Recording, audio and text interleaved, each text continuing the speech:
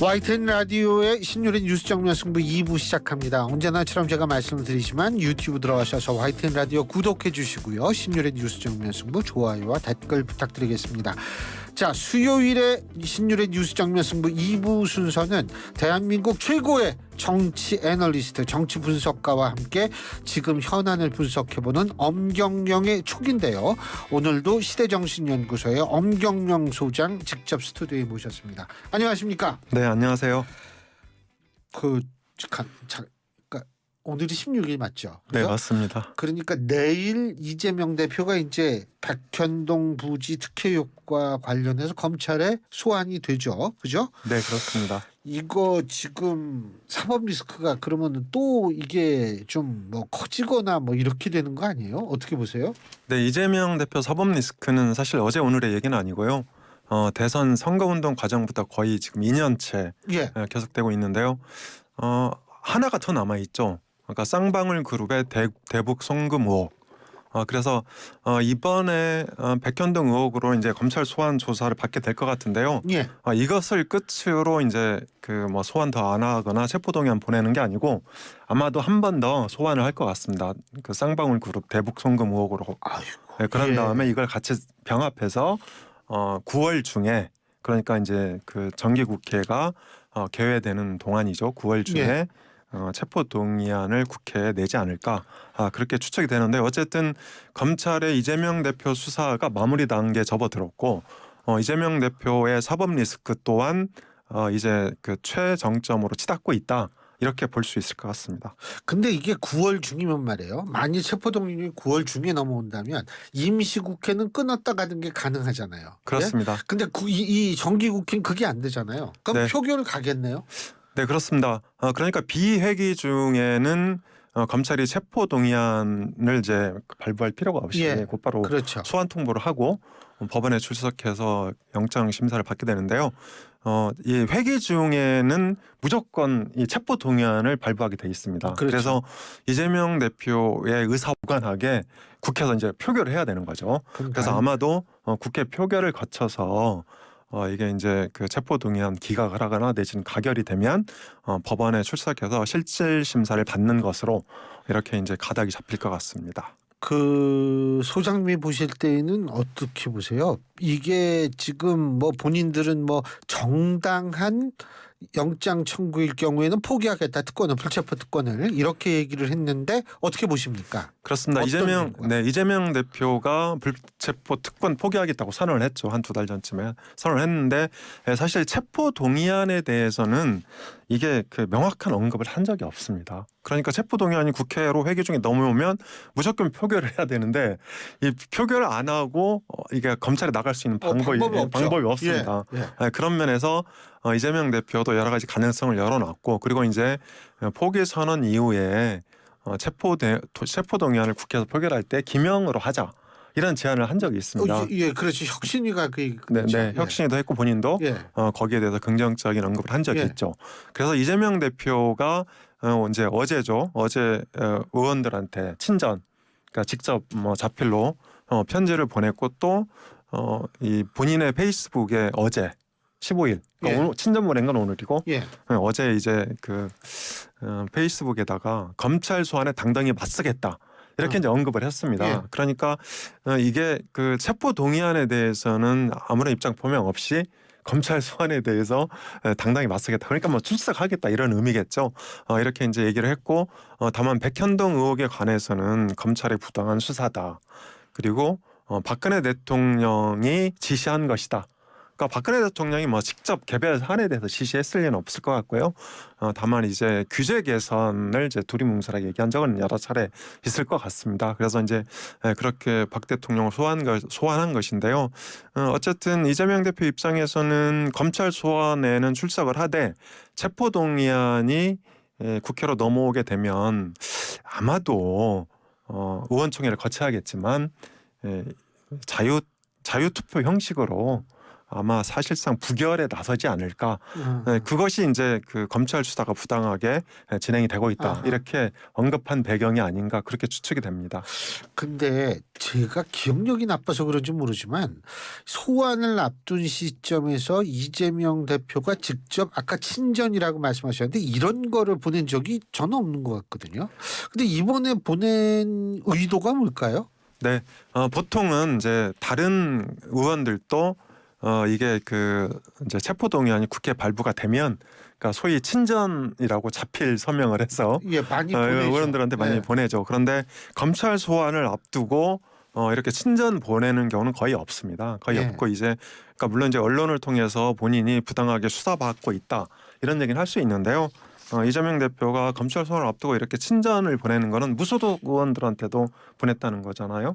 친야 성향의. 예. 그래서 아마도 표결과 체포동의안이 국회에 넘어올 경우에 이 표결 절차에 돌입하기 위한 이런 이제 명분 쌓기가 아니냐 그렇게 추측이 됩니다. 그러니까 미리 이제 명분을 쌓아 그렇다면 이게 부결표를 좀 던질 가능성도 높겠네요. 이 비난을 받더라도. 그죠? 네, 그렇습니다. 그래서 이제 문제는 이제 지난번에 원내대표 선거 때 이 비명 쪽에 박광훈 원내대표가 1차에서 됐단 말이에요. 예.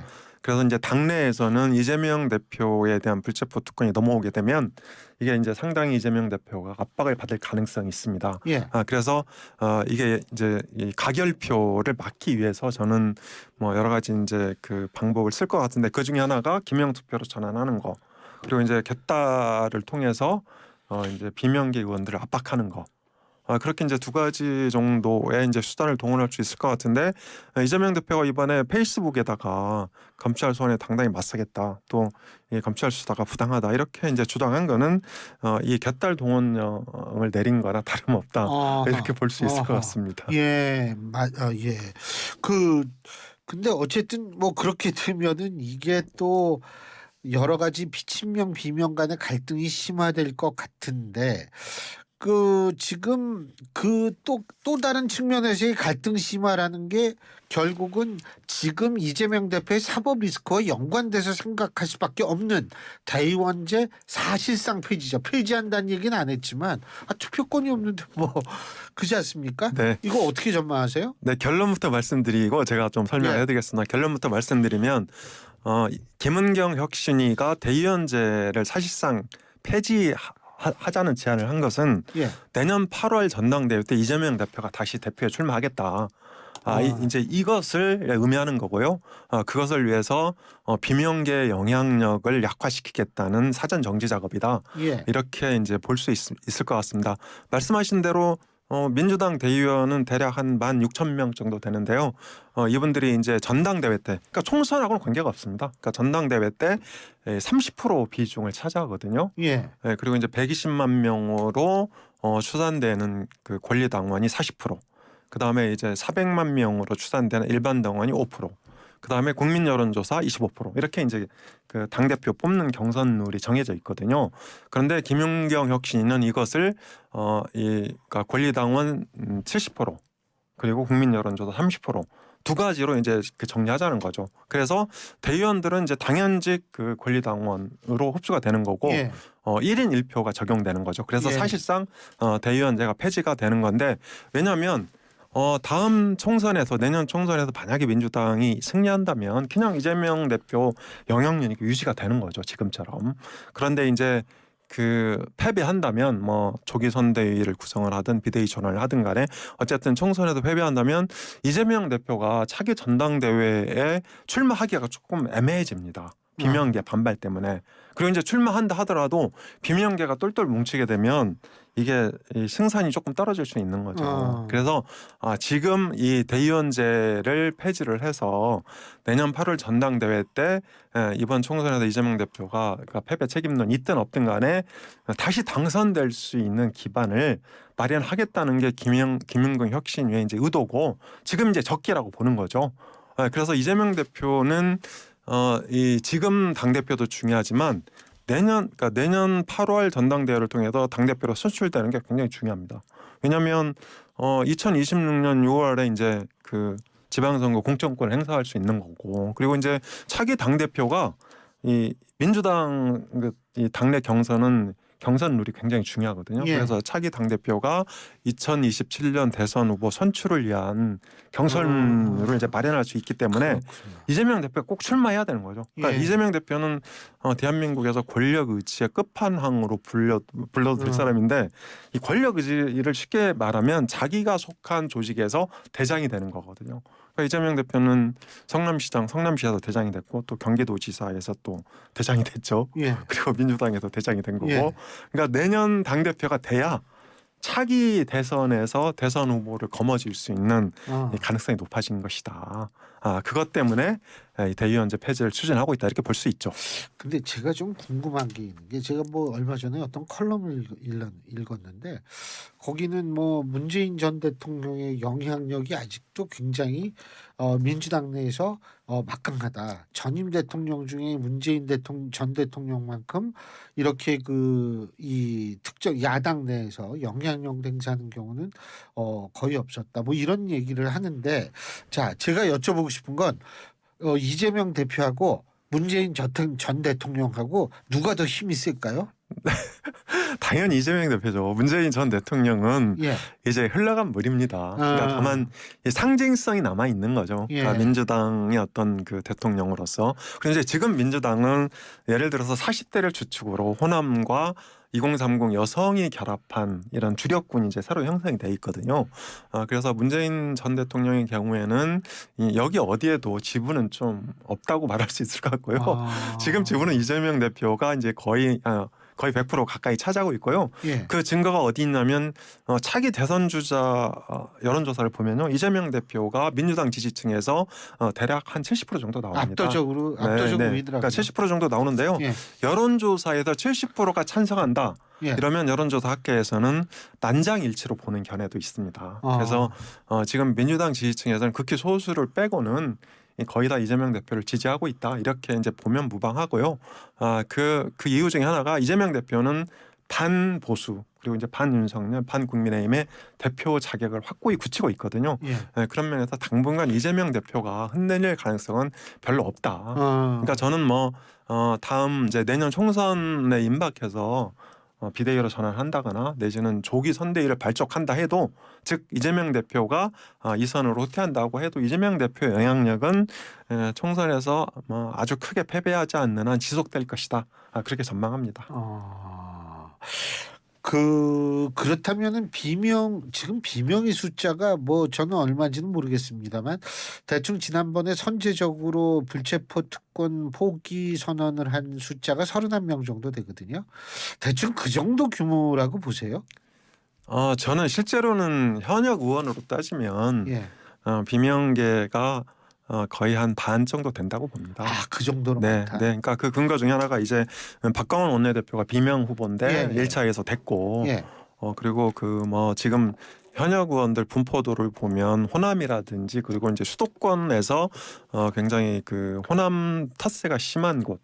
그러니까 호남 조직 기반이 강화된 곳, 강한 곳 이런 곳은 대체로 이제 비명계들이고요. 3선 이상은 친명계가 거의 없지 않습니까? 그래서 이제 비명계로 보면 되고요. 또 김은경 혁신이가 중진 용태와 대의원제 폐지를 동시에 제안했는데 이런 것들이 이제 주로 그 비명계에 타깃이 맞춰져 있다.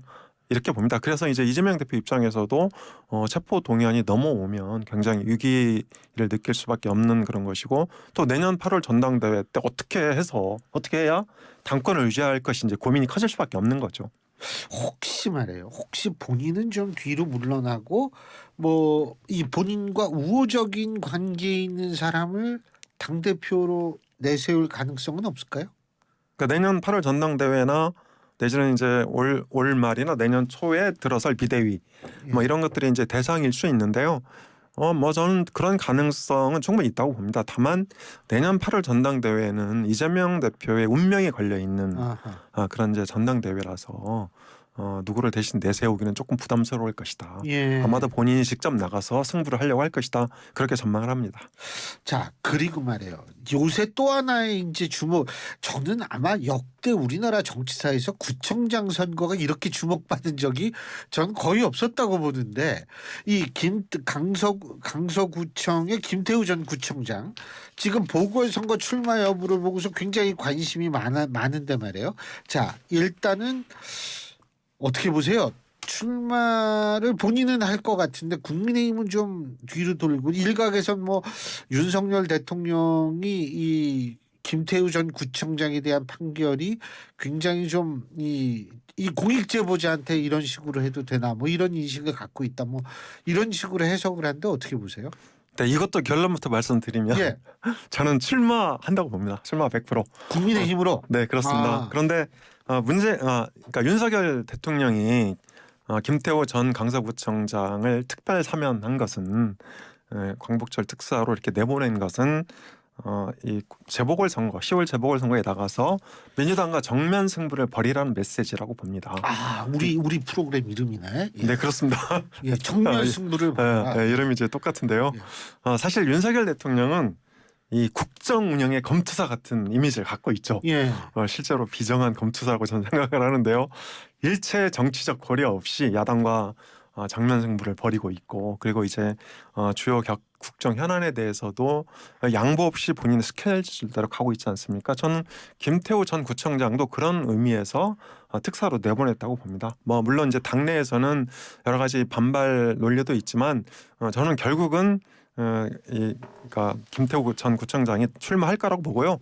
그리고 사실 강서구도 과거에는 민주당 텃밭이었는데 대선 그렇죠. 때부터는 조금씩 달라졌어요. 근데 또 김성태 전 원내대표가 강서구에서 내리 3선인가 했잖아요. 네, 그렇습니다. 네. 김성태 전 원내대표는 이제 굉장히 지역구 친화형 인물입니다. 예. 그러니까 막 계속 그 지역구를 훑는 지금 이제 성남시장 하고 있는 신상진 시장도 마찬가지인데 이런 분들이 몇 분 있죠. 김용태 전 의원도 마찬가지고. 그 양천구 양천에 예. 이런 분들이 이제 그 지역을 훑으면서 불리한 어떤 선거 지형을 극복을 해왔는데요. 이게 그러니까 강서구 같은 경우에는 지난 대선에서 이재명 후보가 윤석열 후보를 당시에 2.2%포인트 차로 이겼어요. 그러니까 접전을 벌였지만 근소하게 이긴 거죠. 그런데 지방선거에서는 반대로 김태우 구청장이 민주당 후보를 2.5%포인트 차로 따돌렸습니다. 예. 그래서 이제 투표율이라든지 김태우 전 구청장이 조기에 낙마한 어떤 동정론, 그리고 이제 그 최근에 그 지방선거 결과 이런 것들을 비교해 보면 저는 김태우 구청장이 나가도 승산이 크다고 봅니다. 하여간 저 민주당은 굉장히 거기 민감하게 반응을 하더라고요 지금. 네, 그래서 민주당 같은 경우에는 이제 그 김태우 전 구청장이 공천을 받으면 자기들한테 유리하다. 이렇게 뭐 땡큐다 이렇게 판단하는 것 같은데요.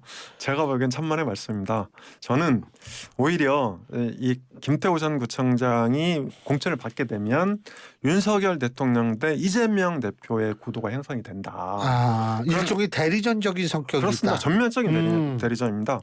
그리고 이제 이재명 대표는 선거에서 윤석열 대통령을 이긴 적이 없어요. 그러니까 본인 선거도 졌고 지방선거에서 더 크게 졌고. 그래서 저는 이렇게 되면 저는 이 김태우 전 구청장이 저는 뭐 상당히 큰 차로 이길 수도 있다. 그렇게 판단합니다. 근데 이게 지금 여기에서 누가 이기느냐? 반대로 얘기하면 누가 지느냐는 결국 총선에서 또 상당한 그 좀 악영향을 미칠까봐 두려워하는 거 아니겠어요? 지금 양당이 모두. 예? 그렇습니다. 양당이 그 결과 때문에 두려워해서 그 결과를 두려워하는 거. 네, 선뜻 이렇게 이제 공천을 못 하고 있는데요. 예.